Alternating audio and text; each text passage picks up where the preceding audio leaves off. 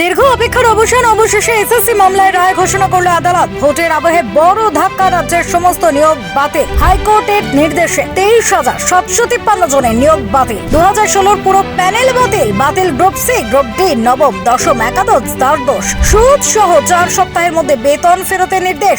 SSC কে নতুন করে নিয়োগ প্রক্রিয়া শুরু করার নির্দেশ। সমস্ত নিয়োগ দুর্নীতির তদন্ত করবে সিবিআই। যাকে প্রয়োজন তাকে হেফাজতে নিতে পারবে সিবিআই। শুধুমাত্র সোমা দাসের চাকরি বহাল রাখলেও ডিভিশন বেঞ্চ। আজকে মহামান্য হাইকোর্টের নির্দেশে জাস্টিস দেবাংশু বসাকের ডিভিশন বেঞ্চের নির্দেশে প্রায় 26,000 চাকরি বাতিল হল।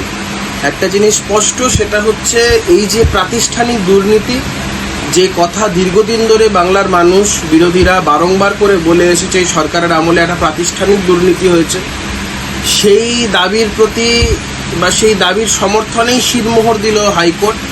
লিগালি বিষয়টা একদম যে টেনেবল সেই বিষয়টা হাইকোর্ট বুঝিয়ে দিল।